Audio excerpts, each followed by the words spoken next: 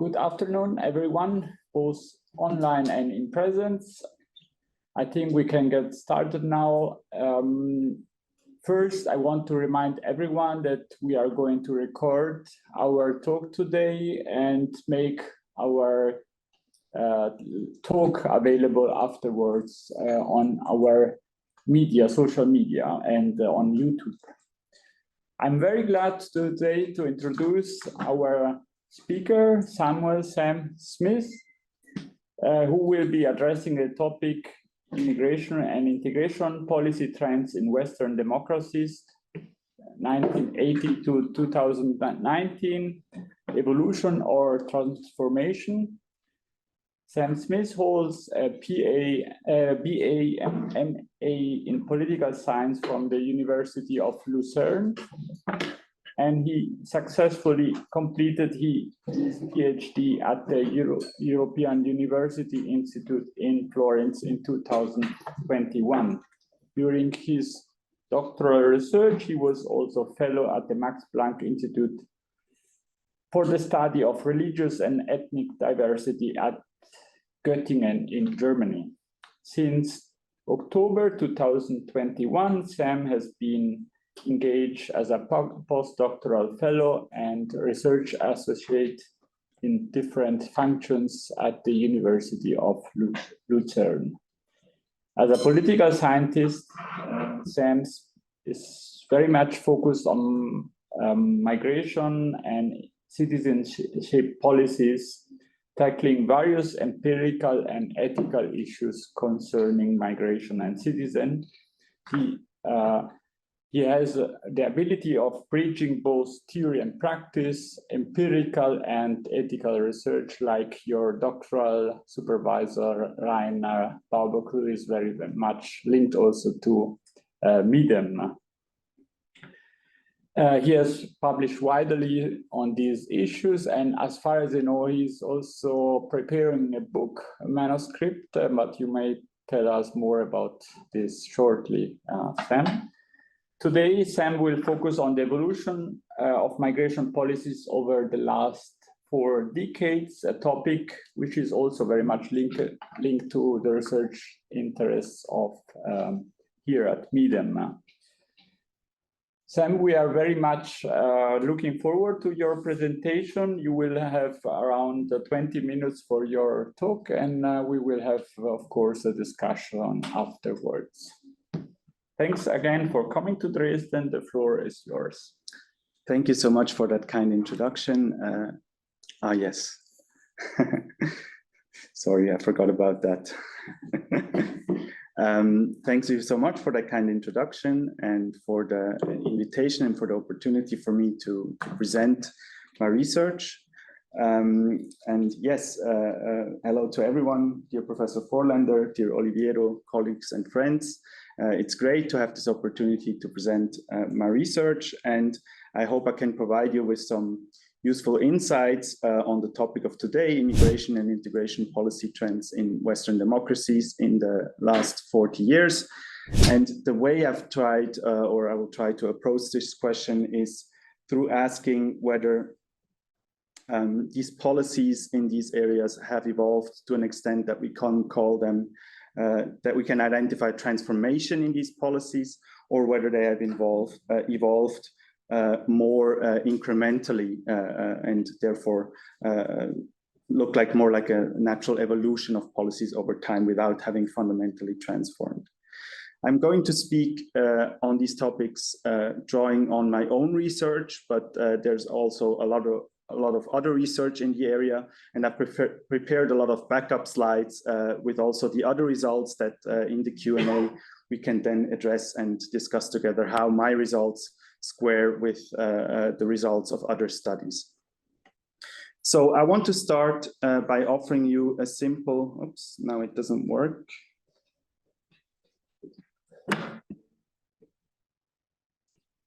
Okay, great. I want to start by offering you a very simple conceptualization of how the modern nation state looks like in relation to immigration. So each state has a territory, which is shown here in red on the outside, and it marks the outer boundary that immigrants must cross to enter and settle in a receiving state. Each state also has a membership boundary, here shown in blue, and it marks the most consequential inner boundary that immigrants can cross to become citizens of the receiving country, so to get a passport. Both boundaries are regulated by specific policies. The access to the territory and to settlement is regulated by immigration policies, and the access to membership is regulated by citizenship policies. In political science speak, we can call these policies immigration regimes and citizenship regimes, respectively. And if we reduce these regimes to single dimensions with very simple distinctions, we get this picture. Immigration regimes can range from being very closed to very open, and citizenship regimes can range from very exclusive to being very inclusive. I use a metaphor to describe the various resulting policy model, and I call this metaphor the fruits of immigration. A state that is both open and inclusive has a soft territorial shell and a soft membership core. And these features make it similar to a blueberry. It's soft outside and soft inside. So by contrast, a state that is both closed and exclusive has a hard territorial shell and a hard membership core, and it resembles an almond. And indeed, almonds are fruits, technically. We can further elaborate the metaphor using more fruits, because logically there are two other policy combinations or policy models, and we can describe them as watermelons, hard on the outside, soft on the inside. So closed in immigration and inclusive in citizenship, and as peaches, soft on the outside and hard inside. So open in immigration and exclusive in citizenship. We can relate this typology to normative ideal types. So a blueberry, soft on the outside and inside, would correspond to a liberal cosmopolitan model that, for example, Joseph Kerens promotes or defends.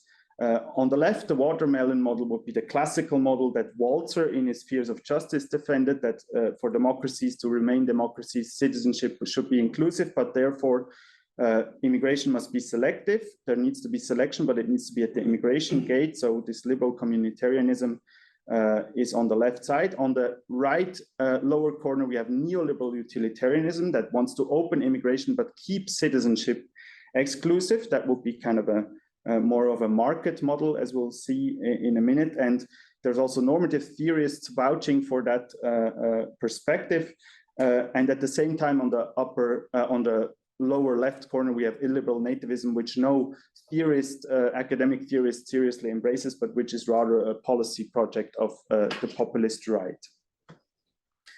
The classical perspective on this two-dimensional space, or one of the classical perspectives, is the liberal paradox. And here I have a very idiosyncratic interpretation of the liberal paradox. I actually start with the resolution of the liberal paradox, because James Holyfield, who brings forth this idea of a liberal paradox, says that it can be resolved by not only opening immigration, but also extending immigrant rights, and I would also say citizenship.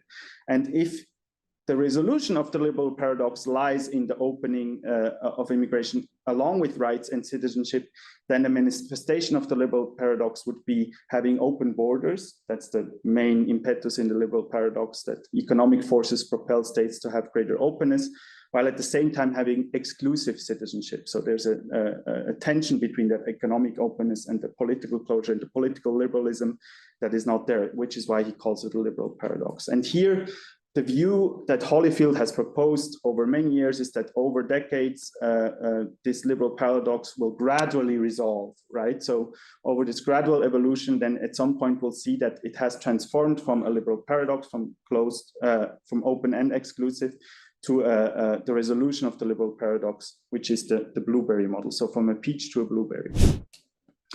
The transformation thesis that has come up in recent decades in several essays and books, the book I referred to here is Crossroads by Justin Jest and Anna Boucher, and they call this blueberry model the liberal model and the neoliberal utilitarian model the market model, right? And they actually propose that the world has moved from the democratic liberal world has moved from the liberal model to the market model. So it goes right in the opposite direction than the liberal paradox, right? And the market model would involve more temporary stay, less rights for immigrants.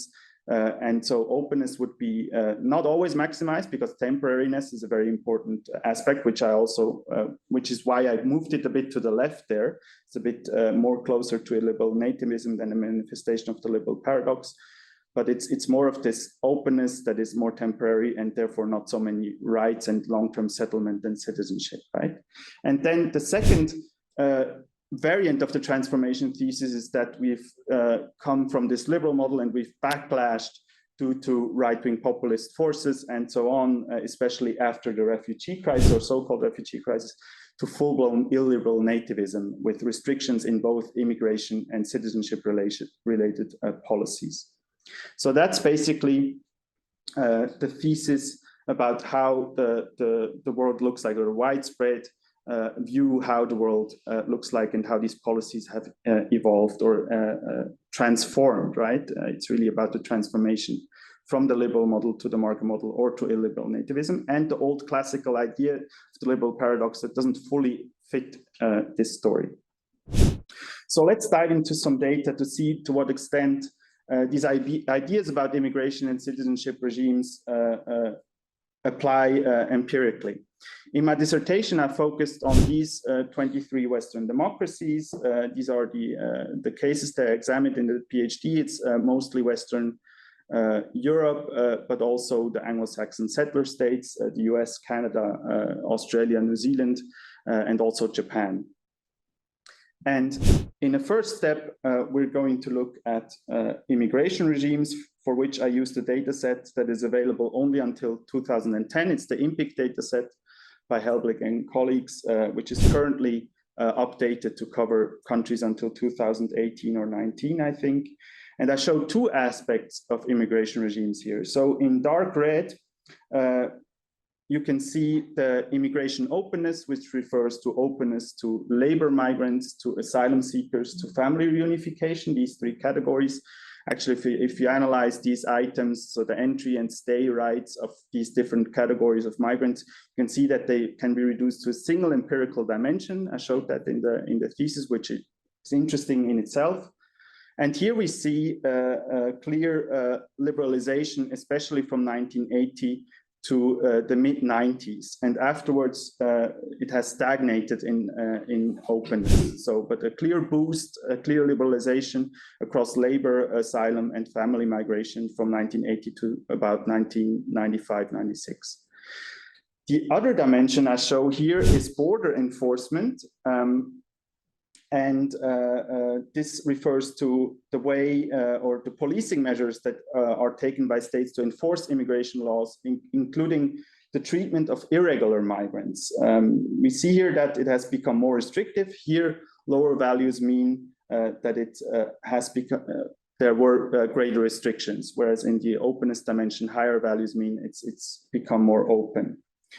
So these trajectories of more enforcement while having more open borders at the same time are so different that we may not want to reduce immigration regimes to a single dimension only. Instead, Western democracies have become more open towards legal immigration, but also more close to irregular migrants and harsher in border enforcement. So we see that immigration regimes feature both liberal and illiberal elements at the same time, as they've moved in different directions in different dimensions.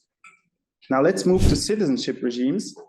And here we can see again two aspects. In dark blue is citizenship access in terms of birthright citizenship for children of immigrants that have immigrated, residence conditions, and the tolerance of dual citizenship. So these three elements constitute the line you see here in dark blue.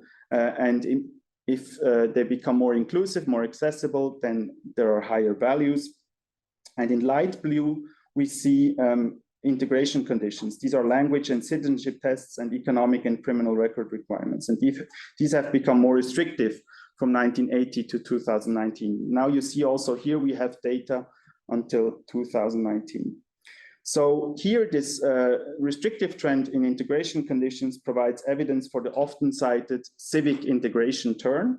But we see that the turn already started in the 90s and continued after 2010. Usually we speak about it after the turn of the millennium, but it's already started earlier and it keeps continuing after 2010. Although from 2000 to 2010, there has been the biggest shift, and that's when academics also started discussing it. So here we also see again that citizenship regimes contain both liberal and illiberal elements. Though it's been argued that integration conditions are also liberal in that they simply shift the focus from rights to obligations. We'll come to this characterization later on. Now let's go back to the roots, back to the fruits, not roots. Did the joke work? I don't know. So here I've categorized the 23 democracies as almonds, watermelons, peaches, and blueberries. So remember that almonds are below average in citizenship inclusiveness and immigration openness. Watermelons are below average in immigration openness, but above average in citizenship inclusiveness. Peaches are above average in immigration and below average in citizenship. And blueberries are above average on both. So note that here the citizenship measure is a combined measure of both aspects mentioned before: access, general, birthright, dual citizenship and residence conditions, and integration conditions. So citizenship is a combined indicator. For immigration, here I only cover immigration openness and leave out border enforcement, because the data show that it cannot be reduced to the same statistical dimension that is constituted by the openness towards labor, asylum, and family immigration. So enforcement is statistically and also, I think, conceptually different. Now we see that during the 80s, about 40% of democracies under investigation resembled almonds, and only about 20% resembled blueberries. In the 90s, we see the opposite. Roughly 40% resembled blueberries, and only about 20% resembled almonds. And there were also many countries that resembled peaches, with a relatively open immigration and exclusive citizenship, and only few that resembled watermelons, with relatively closed borders and inclusive citizenship. During the 2000s, even more countries resembled blueberries and even fewer resembled almonds. But we also see that many countries had still exclusive citizenship in the 2000s, as 30% still resembled peaches, and meanwhile, roughly 20% resembled watermelon. So the essence of what we see here is that both immigration and citizenship were liberalized from 1980 to 2010, but also the liberalization in citizenship is not as strong as that in immigration. Now we see another angle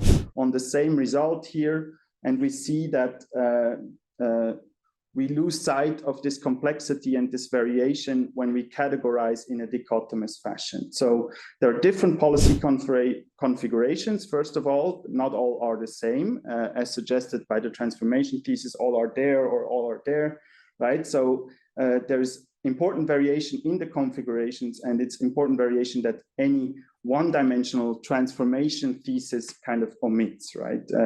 We ignore this variation and have kind of a simple diagnostic tool to say, okay, the main tendency is from here, from there to there.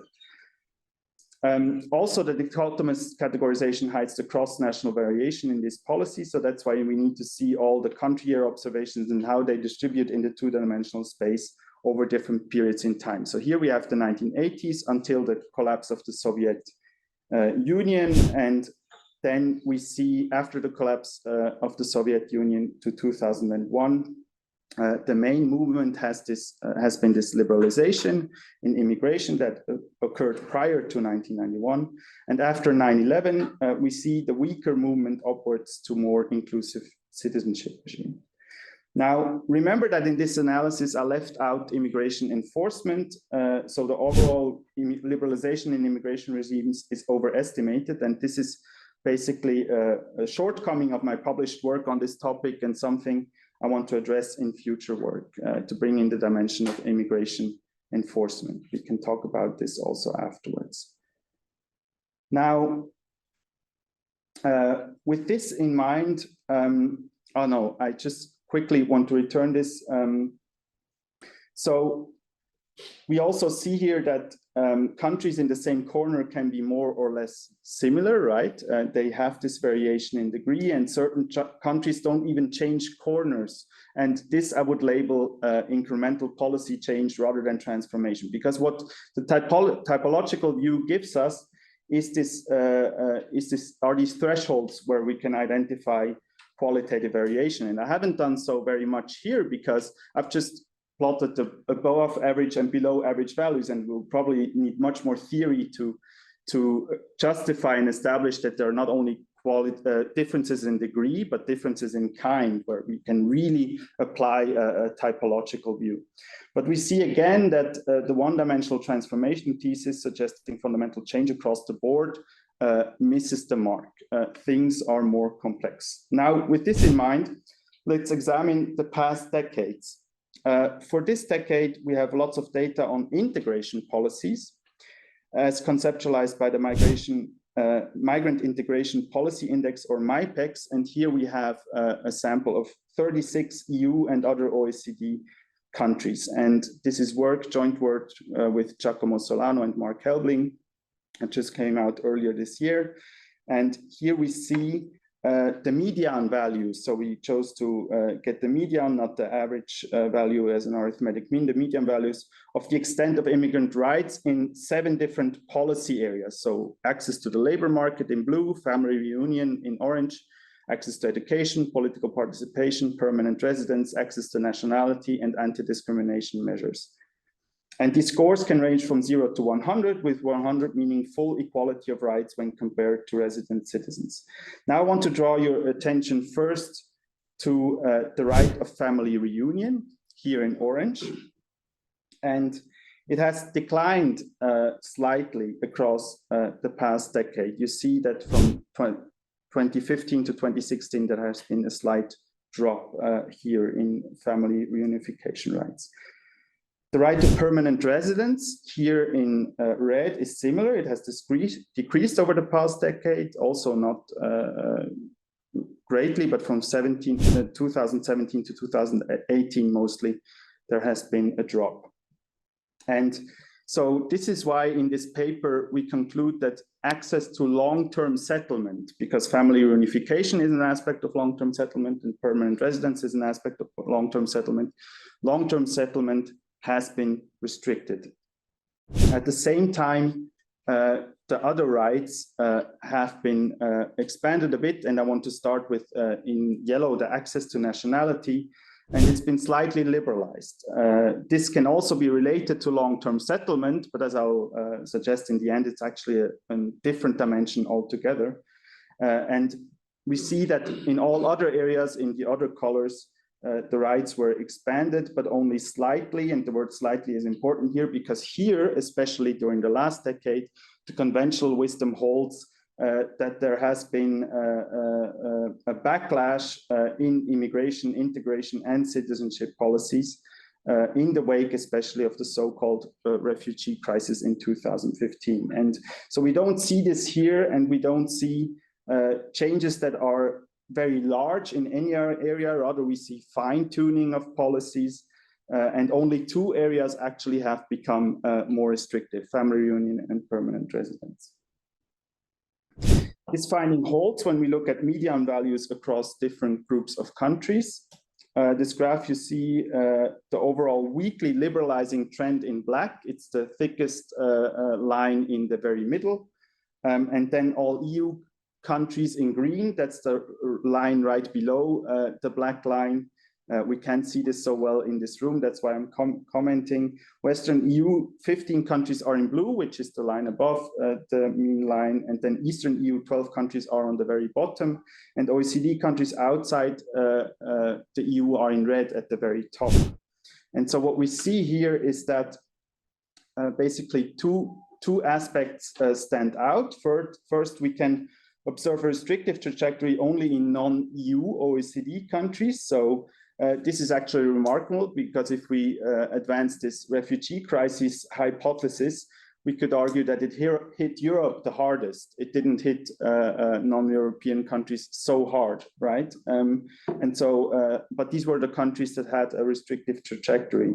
And second, in Europe, we see liberalization, which is stronger in the newer EU 12 countries than in the EU 15. And overall, we also see convergence, right? The historically more restrictive EU 12 have liberalized and have been catching up on immigrant rights, while the historically more liberal non-EU countries, especially Anglo-Saxon settler states, US, Canada, Australia, New Zealand, have become more restrictive. Note that policy convergence also manifests across all policy areas I've shown here, right? So we find also convergence. I haven't talked so much about convergence here, and we can talk about it more in the Q&A. But it's a very remarkable finding in the area of integration policies, because here the classical perspective has been that immigrant rights and citizenship are persistently non-convergent, right? That's what we've also seen in previous research. However, we also have to keep in mind that individual countries can deviate significantly from the median, and even when immigrant rights have converged. So convergence doesn't mean non-variation, but it just means that there's less variation over time. Now, to conclude, now, can we really see a transformation or not? That's the question. It's difficult to address conclusively with the research we've done so far, and the research is available because we have to identify, to really assess it, we would have to identify qualitative change. We would have to pinpoint the qualitative change either in these dimensions or in each dimension, actually. And the picture, but still, even though we can't fully conclusively assess this thesis, the picture I painted refutes a one-dimensional transformation thesis. We haven't seen a strong backlash in immigration-related policies across the board. And we have also seen that there have been quite strong changes in the 1980s, 1990s, and to some extent also in the 2000s, especially in enforcement and in civic integration conditions and citizenship. And incrementalism has gotten higher in the recent past, right? We see more fine-tuning policy changes, and the big changes have happened actually in the 1980s, 1990s. According to this data, you can also argue that we need to go back further in time to really assess how the world looks today in comparison with the past at some reference point, like 1945 or even before. And actually, the picture we get from the data I've shown you is more in line with the liberal paradox view, that actually we move more towards this liberal model, but also with a certain trade-off view, because there has been restrictions in long-term settlement, but extensions of rights at the same time. So you could speak about a rights openness trade-off there. Now, at the same time, it's hard to assess whether the restrictive changes are really illiberal or neoliberal. Here in this typological scheme, it depends on where the immigration regime falls, but neoliberalization is harder to measure, especially with these one-dimensional measures, because neoliberalization in essence refers to liberalizing rights and access for the wanted or the desirable migrants while restricting for most others, right? So it's something that may be difficult to grasp with the measures I've used. So what we've seen is that there has been this liberalization in immigration and then to citizenship, to more inclusive citizenship from 1980 to 2010. And then from 2010 to 2019, we've seen with the Mypex data that immigration regimes, if you relate family reunification and permanent residence to immigration, have been restricted, and citizenship and other rights have been expanded. But small arrows, only slight changes here. Doing this research, and as I've thought more about this topic, I was increasingly frustrated by the conceptualizations we have of immigration-related policies. And I came to this kind of synthesis. So the most important thing here is that I think we have four domains in immigration-related policies. We have immigration and integration, first of all, but I don't conceptualize them as there's immigration first and then there's integration. No, actually, certain policies that are usually referred to as part of integration, like permanent residence, for example, is an immigration-related measure. It's about stay after you are in the territory, or a security of status, your long-term settlement. So immigration is not only about entry, it's also about stay.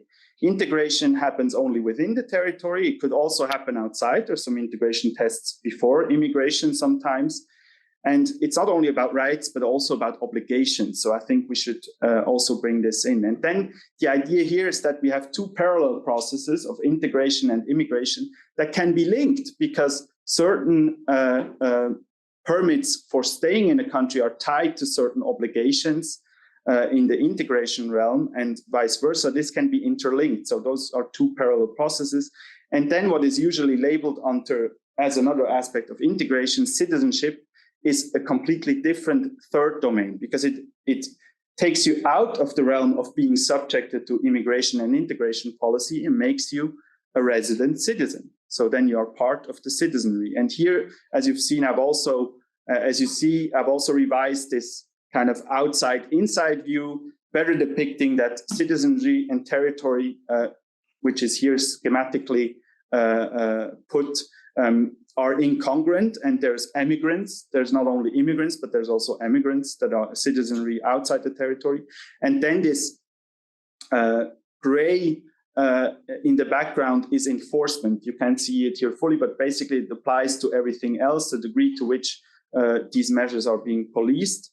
And then, very important, we have anti-tracks at the bottom now that disappear here on the, they're in blue now. For the viewers online, you will see better.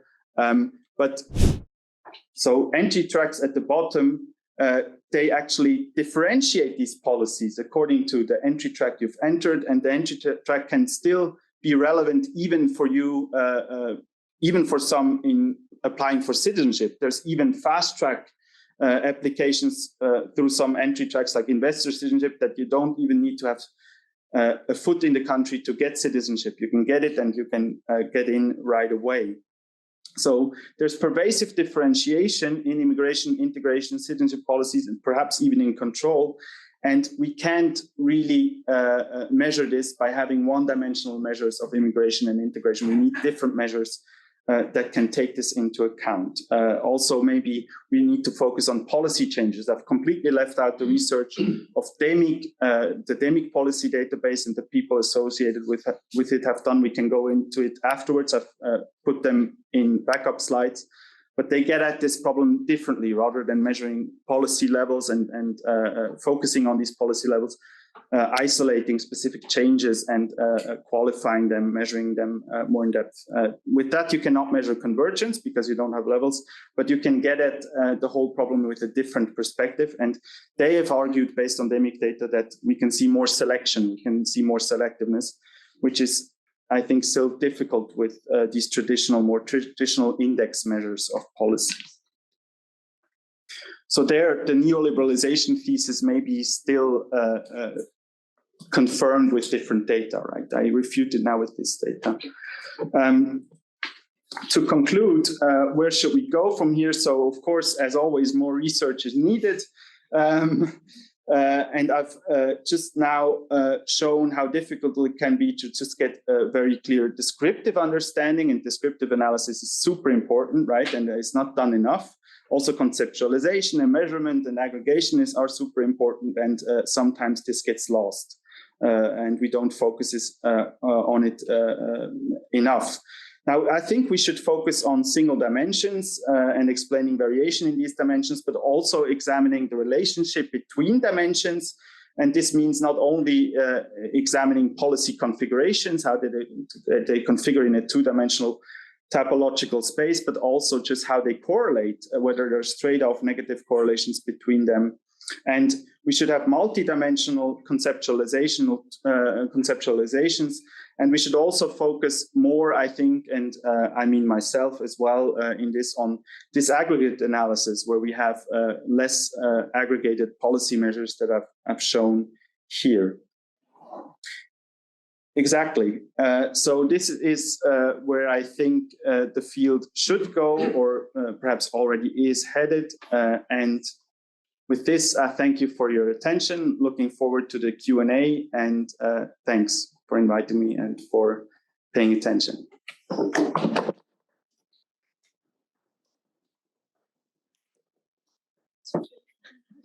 Thanks a lot, Sam, for this very interesting talk, very clear talk, which provides a very comprehensive picture of the development of immigration and integration policy, especially, of course, in Western countries.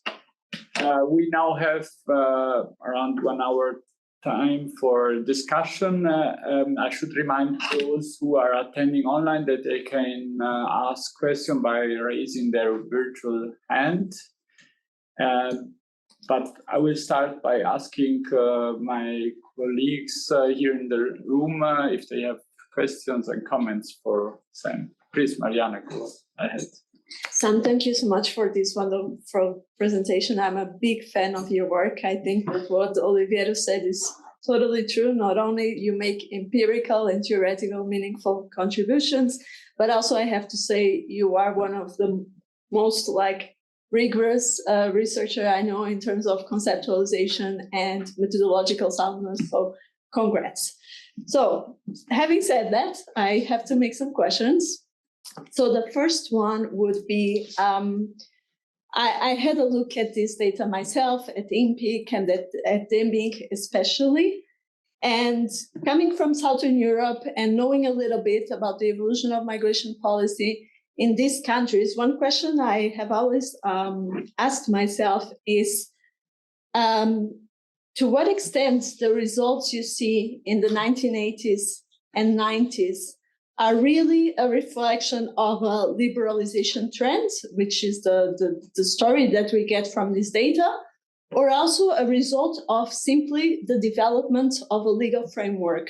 Because I think that for many of these countries, and I would say this applies to Eastern Europe too, they simply they didn't really have these sort of policies in place. For instance, think of family reunification kind of legislation. I think this kind of legislation is quite recent. So I was wondering, for many of the countries that are included in the IMPIC database, for example, especially Eastern and Southern Europe, how much of this liberalization is actually not a reflection of just creating a legal framework, which does not necessarily mean that things were more restrictive before, right? It's just that there was no legislation regulating these things. Mm-hmm. So that was one of my biggest concerns. Mm-hmm. And then, well, I was going to say something about the importance of disaggregated analysis, but I think you did a wonderful job already defending this in your presentation, so I will leave that aside. And then a more general question would just be, if you have some ideas, I know you are not really covering these, at least what you've shown, but if you have some general ideas why there is this perception, I think, especially among non-academics, that immigration policy has actually evolved in a more restrictive direction when the data that you and others have presented show a much more nuanced picture. Mm-hmm, mm-hmm. Okay, may I respond right away? Yes, thank you so much, Mariana. Also, I'm very flattered by your praise. I don't think you're fully right, but thank you. I'll accept it. And very great comments on what we see, whether it's actually liberalization. So here, we actually need to dive into a bit of index methodology, because IMPIC has several potential problems, right? Because they chose to actually code countries that don't have a legal framework in labor, family, and asylum regulations as most restrictive, right? So a discretionary, arbitrary approach in a policy field is coded as a 0 or as a 1. They have most restrictive, as their indicators are oriented differently. But so others have said, well, maybe we should code this as most liberal. You know, it could mean more liberal, right? But I think the necessary adjustment we need to make in our thinking is, okay, was it arbitrary? Was it fully discretionary? And then was it legally codified, right? And I do think there is a good case to make for saying, especially in the adoption of asylum policy, for example, where a lot of states, and I don't know, but probably Southern European states are among them as well, national asylum frameworks have not been adopted by many states even in the 90s. And in the 90s, we see globally that they've been adopted more and more, not only in the global north, also in the global south. Just working on a paper on that as well with new data. And it's really, we can debate whether this is a liberalization, but I would say a change from arbitrary, and I think the asylum policy area shows this neatly, a change from arbitrary discretionary rule to a codified framework is liberalization. I think you can make a strong case there. But however, the problems don't end there, because the problem with IMPIC is that it basically only measures the entry tracks that are there. And so if an entry track targets highly skilled migrants, if you have such an entry track in a certain country at a specific point in time, let's say you have labor immigration policy that only targets high skilled migrants. There's only one indicator which punishes for this skill selectivity, and the others will then be rather open. And you don't have like a contrast to low skilled, or you don't have the information low skilled are blocked in this state if there is such a configuration, right? So you have an inherent liberal bias by only looking at the entry tracks that are there, and you lose sight of who might be selected into those entry tracks, right? There's analogous situations in family and asylum, but high skilled, low skilled in labor immigration shows it best. So I've seen that kind of criticism, and I think it's a valid one. So we could seriously overestimate liberalization because we choose to frame non-existent legal frameworks as very restrictive, and we only look at the entry tracks that are there, right? So those are maybe two sources indeed of bias, yeah. Then why this perception that policies are restrictive? I think we know, especially from the literature on multicultural rights and multicultural policies, that there may be a shift towards less multiculturalism in discourse, but it doesn't have to match policies. The research by Kimlicka and colleagues show that actually multicultural policies have been expanded during the last decades, whereas the discourse has become much more restrictive. And right, and just because nativist discourse and right-wing populist parties are more relevant and gain power across many democracies in the West, it doesn't immediately mean that policies will shift so much to the illiberal side. Work by Philip Lutz has also shown that right-wing populists in government are not successful so much in limiting immigration policy openness, but in limiting integration, because that comes at not at such a great cost, because some economic openness to some labor migrants is maybe even is kind of a structural constraint that Western capitalist democracies are confronted with anyway. So that research shows that right-wing populist success may not fully translate into policy change. And that hasn't happened fully yet. Also, right-wing populists have never been in government as senior partners. Now in Italy, we see the first instance of actually right-wing populists being the senior coalition partner. So that also is something that plays into this. Yes. Well, there's Trump as well. Yeah, right. But there you don't. I come from this parliamentary democracy view that is spread in Europe, but indeed Trump. But also with Trump, you see that what he has clamped down most on is border control and border enforcement, and it's much harder to limit immigration openness for legal immigration, and it's much more about combating irregular migration. Mm-hmm. And then citizenship in that case is not very malleable because it's enshrined in the Constitution and jus soli is part of the American identity. It's shaking, yes, but there has to be more than just one term of a Trump presidency to change that. Let's hope there will not be another one.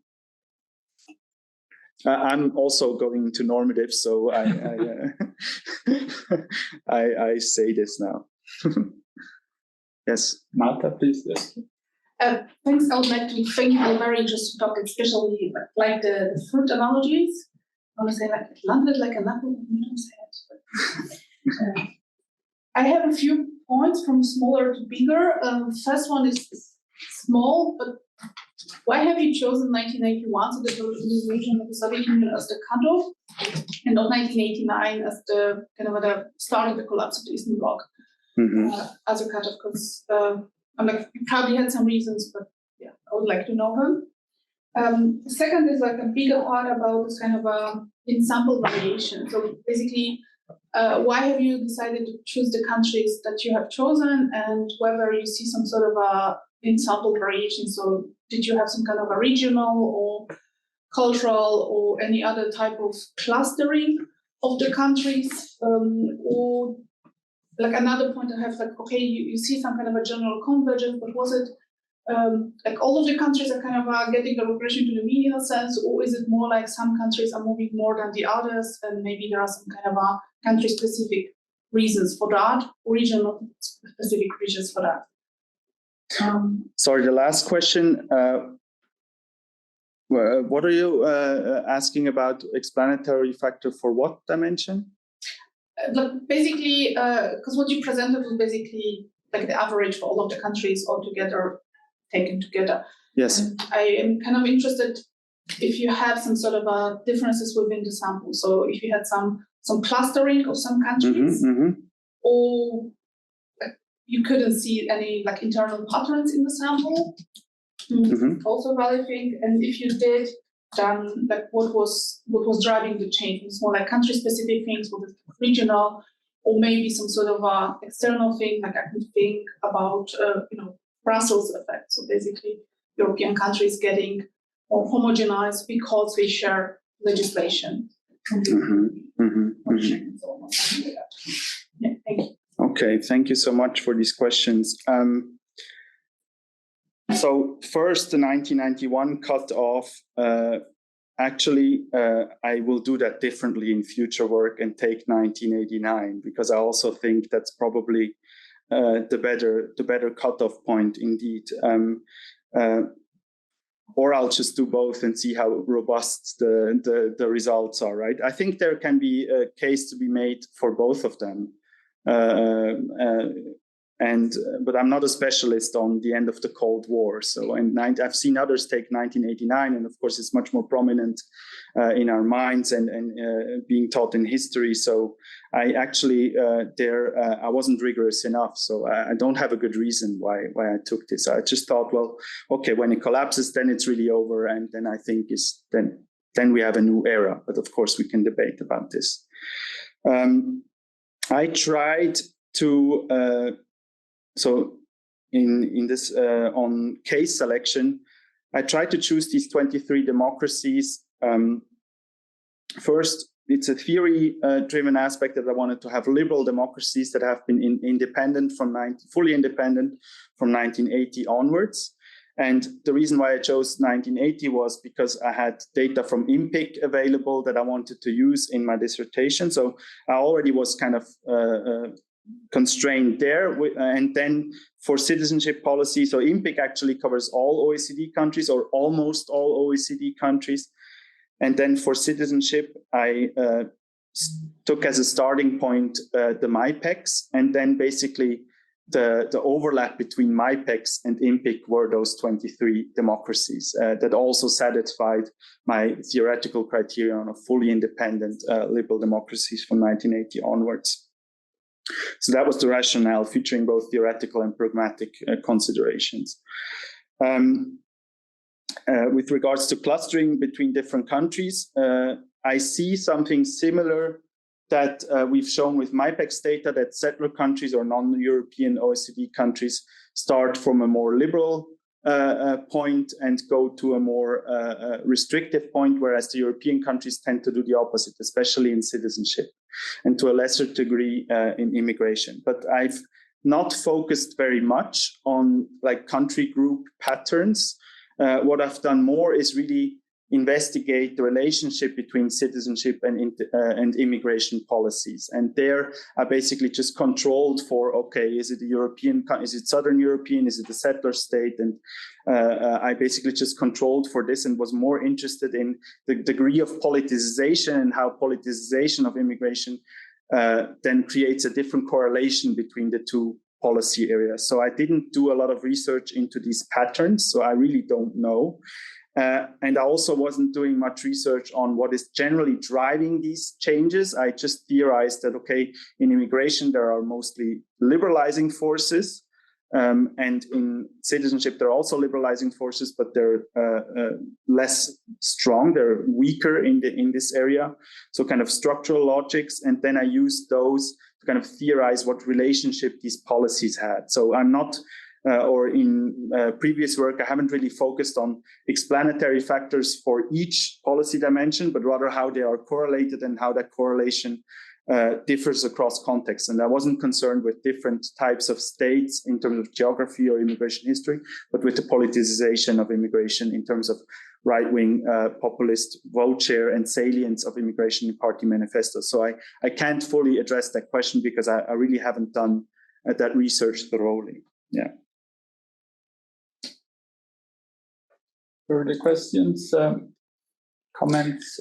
Those online, you can also write in the chat rather than raising your hand if you have questions. Otherwise, I would take the opportunity of asking 2 questions. And first of all, just saying something about Italy, because you mentioned Italy at the very beginning. We are writing a paper at Medium on Meloni's migration discourse and policies. And the first impression we got is indeed very much along what you said.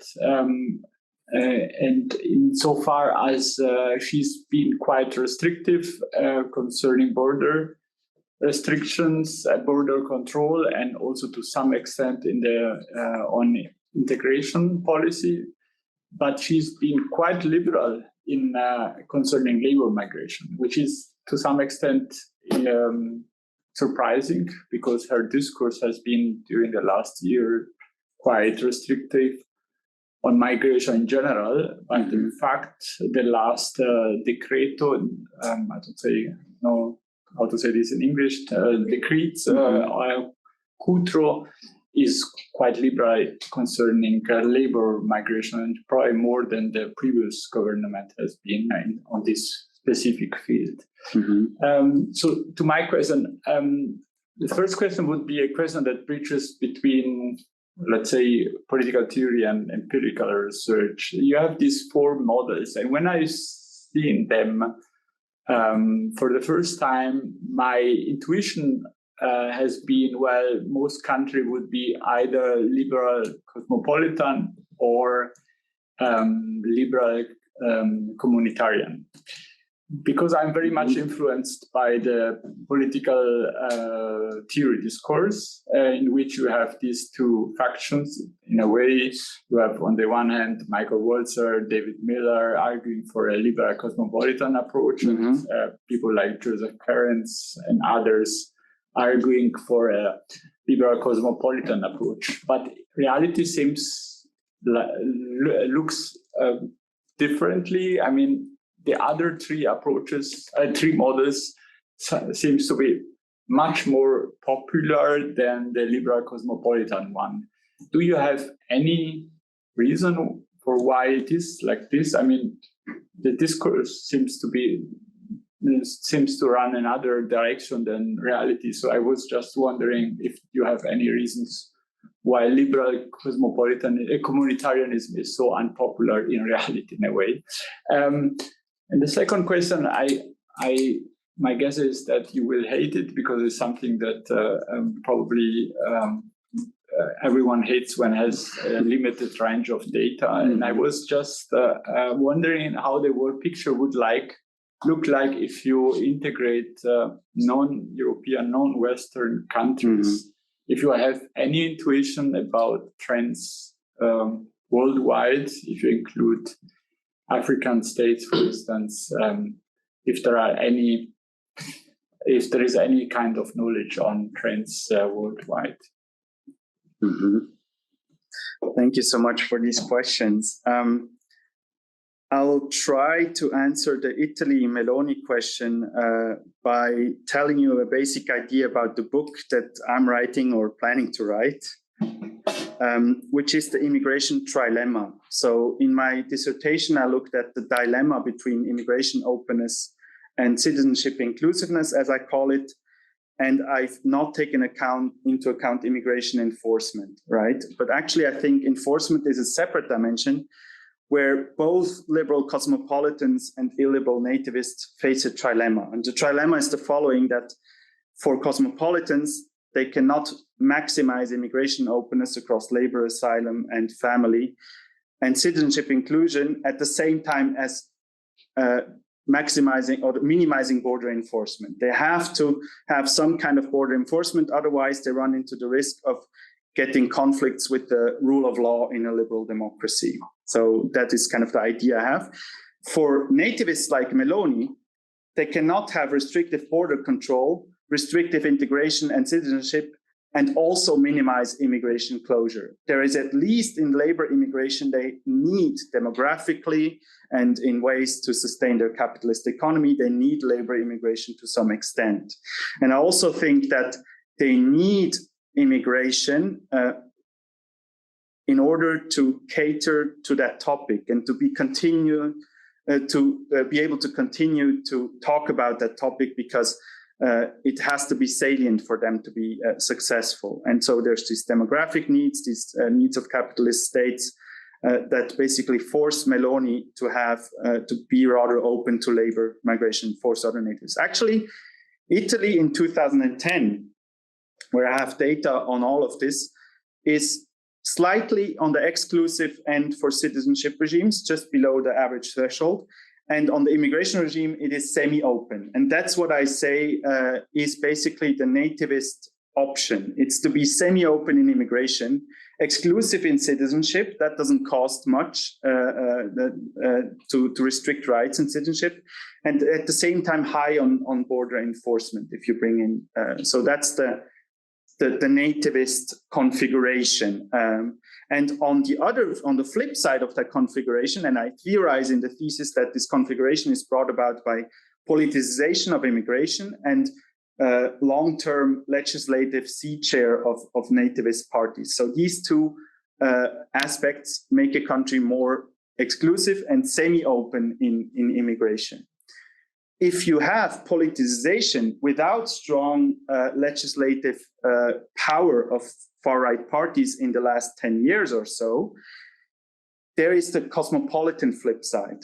So that's what I call cosmopolitan boundary politics. Then you actually get more immigration openness and more citizenship inclusiveness at the same time. As I will try to argue in the book, you can also not get these two without some degree of border enforcement. Right, that's kind of the idea of the immigration trilemma. And the reality, I was also wondering when I first saw that the watermelon model, which is the classical liberal communitarian model, right? I mean, liberal communitarian may be a bit weird to some ears because there's this big discourse between liberalism and communitarianism, but that's the direction that Walzer has argued in, very liberal in citizenship, very restrictive in immigration. And I think it's not so popular because of the same liberal constraints that nativists face, which is that you cannot completely clamp down on immigration, at least on labor migration, right? There is this structural need of liberal capitalist democracies to be open there. And once you're a bit open, you're away from that watermelon model. And I think the cosmopolitan model is more widespread than we think, which also my data shows. But of course, again, I haven't taken into account enforcement, which cosmopolitans like Karen's would fully also agree that we need to abolish enforcement. You also see that in leftist discourse in the US about ICE and so on. And you also see it in Karen's book where he starts to talk about open borders with the sentence, borders have guards and guards have guns. And he usually talks about discretionary border control, and he doesn't fully separate enforcement from openness, as I think we should. So there's this qualification there. Now, trends in other world regions. We don't really have much data on that yet, right? As you all know. So it's hard to say, but we're getting there. The Global Sit Observatory in Florence is going to have a data set in the next years on citizenship policy from 1960 to 2020. globally, longitudinally. We only have some information in the DEMIC database, which features some non-Western countries. And I've been working with a bit of data on asylum policy, where we show that national asylum frameworks have been adopted, not only in the global north, but also in the global south. So this codification, this move away from arbitrariness, discretionary approach, but also safe country policies, I've been working on that topic, have not only been introduced in the global north, but also in the global south. So there you also see this combination of liberal and illiberal or neoliberal elements. And there's some research also on asylum policy liberalization in the global south with a new data set on only countries in the global south. It's published in IO, I think, in the last 2 years ago or so, where they argue, I don't think they're completely right, but they argue that the global south liberalizes more than the global north. And they have a very convincing, I don't know about whether the global north has been really so restrictive. I don't think the data really show that. But I think they have a compelling argument that in the global south, states liberalize asylum policy, especially when there's a nearby war, civil war that features ethnic kin minorities. Then they liberalize. When there's a war and there's not ethnic kin minorities, they argue that there's more restrictive change, right? So, but there's a lot to be done there. And my dream would be to expand the IMPIC database and also the DEMIC policy database, because they have kind of complementary strengths and weaknesses to the whole world. So this is another Quo Vadis thing where we should go. We should join forces, agree on indicators, and then measure them globally. But we already see how difficult this is, right? Only the fundamental question of how to classify a country that doesn't have a legal framework in an area. Is it a 0? Is it a 1? What is it, right? So, of course, we always disagree rather than agree with each other, but difficult to reach consensus. So we should actually expand all different kinds of databases with different measurement choices to see then how these results hold up. Yeah. Mariana? Follow-up. Did you already have the opportunity to look at what IMPIC data says about recent years? You said it has been updated, but I'm not. I haven't seen it. It's not public yet, right? The update that they have done until. Yes, indeed, it's not yet public, and I haven't seen it. So I don't know. But what I can tell you is that let me just quickly. Okay, let's just go through it quickly. There is already data from DEMIC. They've extended it for a certain set of European countries. So here you see, that's the classical DEMIC. That's a DEMIC extension data set that is actually online. You can download the Excel sheets from the QuantMIC project. They've just been published, I think, last month or so. And this data here involves, is about, I think, 20 or so European countries only. Not sure whether only EU countries, but European countries. And that's from a report on the migration policy mix, as they call it. And of course, I've only spoken about border policy, which is this enforcement dimension. I've called it enforcement. Sometimes it's also called control. Admission policy would be immigration policy. So you see it on the left-hand side. And integration policy, for them, it also includes citizenship, right? Usually subsumed under this. Of course, they need to have very broad categories because they look at so many other dimensions as well. Now, what we see is that border policy, so border control, it's this solid black line that goes from about -1 to above +1. That means that it's become more restrictive. So higher values here mean more restrictive changes. I think these are changes and not policy levels because this is DEMIC. But it shows that there have been more and more restrictive changes in border control. So this trend that already IMPIC identified in control or border or enforcement policies continues from 1990 to 2010. It continues after 2010 as well. Then in admission policy, which is the black short lines, you see that this has been liberalized. So here going down means liberalizing changes.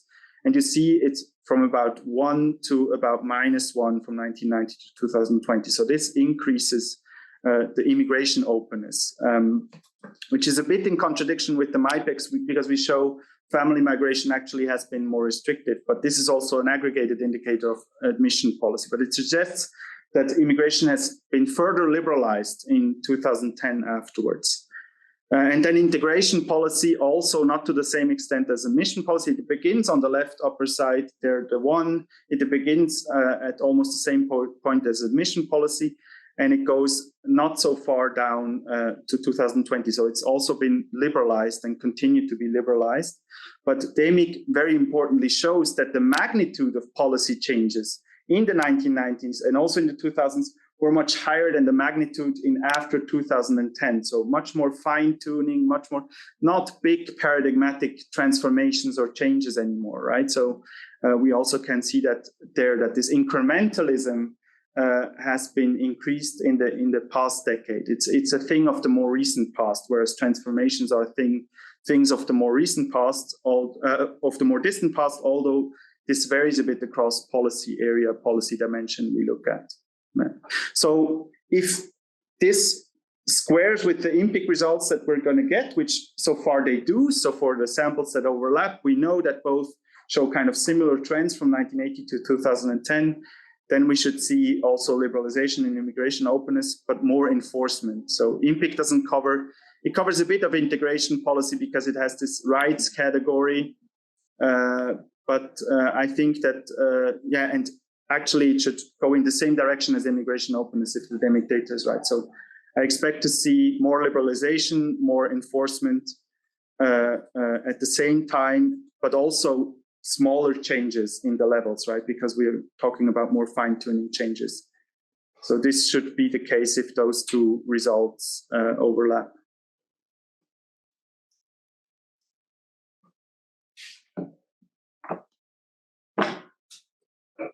Thanks. Do we have further questions or comments?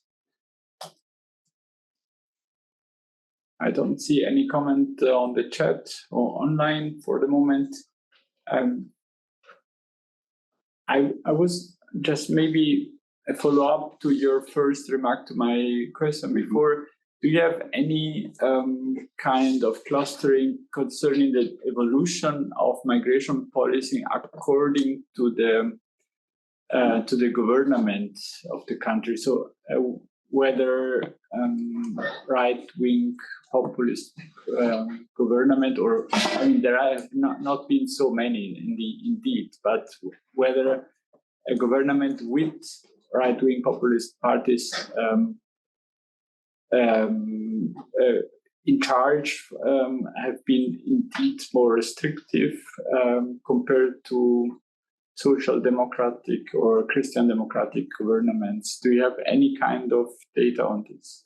I haven't analyzed that aspect myself, although I tend to find that once you have governments with right-wing participation, I don't focus on this in my dissertation, but I also looked at this variable, and I tend to find that if you have governments with right-wing participation, also right-wing populist participation, then you have this exclusive citizenship, semi-open immigration kind of model that they try to promote. If you look at it with DEMIC data, so if you assign policy changes to different governments, those having right-wing populists in them and not having right-wing populists, then you have to look at the work of Philipp Lutz, who shows that governments with right-wing populist participation are successful in curbing integration policy, citizenship policy included in this broad measure from DEMIC.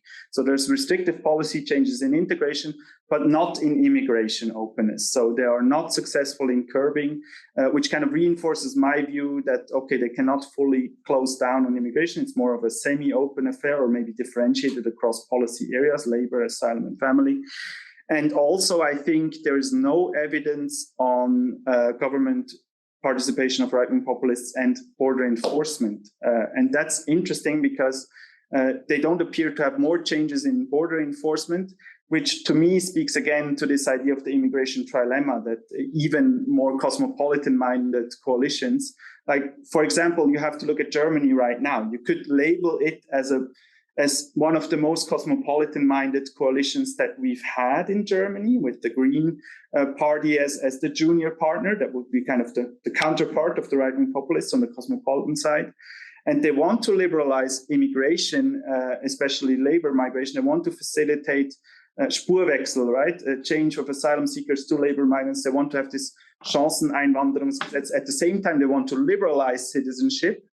But then they also want to clamp down on enforcement and maybe externalize asylum policy, although that's not only up to the German government, but at the EU level. But you see exactly this dynamic that in the last election, I would say immigration was not super politicized, but it was to some extent politicized. And the AfD has held some legislative power, but not a lot. And then you get this open immigration, more inclusive citizenship, but at the same time, you also are forced to maintain or make border control even more strict, which is the dilemma that, or the trilemma that cosmopolitan-minded governments seem to face, I think. Yeah. I think the Biden's government could be also almost a case in point, because if you look at the changes they promised to implement after the Trump administration, it's not really that much, right? Yeah, and the US has already been on the rather open legal migration and inclusive citizenship side. I mean, of course, that's the historical. That's the historical dependency. Yes, it hasn't changed that much, although in the 80s, the IMPIC data shows this large liberalization with a big immigration reform, but they cannot afford to just, for example, abolish ICE and abolish border control. They're still forced, mostly by the electoral forces they have to encounter, that they cannot just fully open the border, otherwise they would lose a lot of voters. Need to take into account also a federal system in the US works indeed, yes. different. Yes, yeah, indeed. And the rule of law, essentially, right? I mean, of course, you could talk about expanding legal migration, opening more legal pathways for now migrants that are going through the irregular ways, which is a big debate in Europe as well. But it's politically not very viable, right? But the Green Party probably would love to, open legal migration channels to to replace those irregular migration movements that cause so much harm, right? But they are also constrained, right, electorally and within governments. But indeed, the Biden administration is also another case in point for a rather cosmopolitan outlook that, however, cannot afford to just shut down border control. Okay, Philip, you have to leave. Okay, thank you for letting us know. We'll be in touch. He already left, I think. Yeah, right. All right, I don't see any comments or questions anymore. Just final question. You said you're planning to publish a book. Do you know when it's going to be published? You are still in the process of writing, right? Yes, I mean, to be completely honest with you, I haven't really started on the manuscript yet. I mean, I have my dissertation manuscript. I have a lot of material that I haven't used for the dissertation, but I have put this project on hold because I've been waiting for the IMPIC data update. So, and then I just want to first run a plausibility check with all the data and then see. I'm a strong believer in the total legitimacy of certain inductive steps and an iterative construction of theory. Don't try to sell the illusion that everything was deductively arrived at and not tested before. And I've done also some case study work in my dissertation, which I think points to the same thing, mostly in New Zealand, in Belgium, and in Austria. But that also hasn't been fully featured in the dissertation. So I have lots of material, this bigger idea now about not only dilemma, but trilemma. I also know where I want to submit, but I haven't really started on the manuscript yet because I'm still waiting on the data. I'm trying to consider whether I should just do it with demic data now that this European update is out, or at least first analysis. But I think I want to have the book with multiple data sets then to really tell the whole story, and not only quantitatively, but also with case studies, which is going to take time. Yeah. So good luck. Thank you. And thanks for coming to Dresden and for providing us with insight about the evolution of migration policy in Western countries. Thank you. Thank you so much, Oliviero. Thank you, everyone.